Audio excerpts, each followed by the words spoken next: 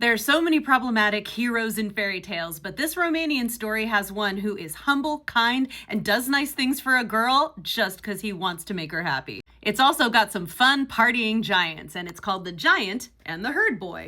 There's a poor orphaned boy who works for a great lord by tending his sheep. One night while he's doing his job, he hears someone crying and he finds that there is a giant in the forest. He has hurt his foot. He tells the boy, "I heard it trying to root up an oak tree," like you do. And the boy takes off his own shirt, binds the giant's foot, and the giant's like, "Cool, I'm gonna take you to a giant wedding celebration today. However, the other giants might want to eat you when they see you, so I'm gonna give you this sash that will make you invisible." They go to where all the giants are dancing and partying, and then one of them pulls up a tree by its roots, and they all jump into the hole, and our giant goes, taking our boy with him. The herd boy finds himself in this huge hall where everything is made of gold. Everyone starts eating and drinking. The giant gives him food and he ate and drank lustily because he normally doesn't get much food. Whereas other characters like Jack and Jack and the Beanstalk steal everything they can when they encounter these situations, this guy only decides to keep one of the loaves of bread that the giant gives him. He's like, "Oh, that'll help me later when I'm hungry." After the party, the giant takes him home. He tells him he can keep the invisibility sash, and he's like, "Wow, thanks so much." And the giant's like, "You're welcome, thank you." And they part ways.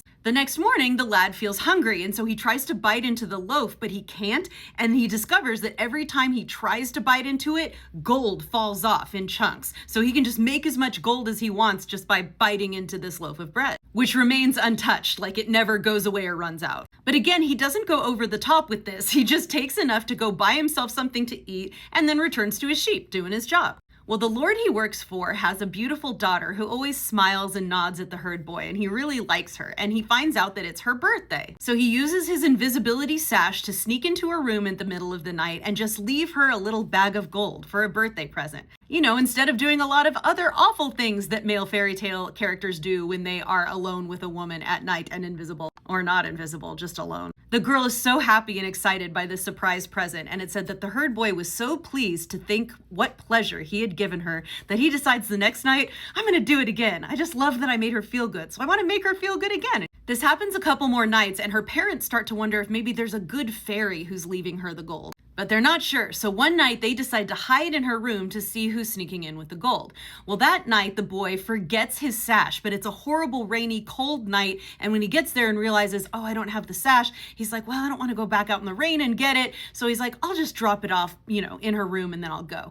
But of course, as soon as he does that, he gets caught. And what do? They accuse him of trying to steal the gold. The lord is like, "Since you've always been a good employee, I won't send you to prison, but get out of here. I never want to see you again." And he's so scared and trembling that he doesn't explain himself and he leaves. But he decides to go to the nearest town, and he takes all his gold with him, and he buys fine clothes and a beautiful coach and 4 horses, and he drives back in all of this splendor. Then, when everyone's struck dumb with seeing him arrive in this manner, he says, "All right, now let me explain." And he tells the truth about everything and says why he was leaving the gold and how he got it. He says, "I've been really lucky, and I'd like the hand of your daughter." And the daughter is super happy about it. The parents absolutely agree because they're like, "This guy's got endless gold." And the two lived in peace and happiness the rest of their lives.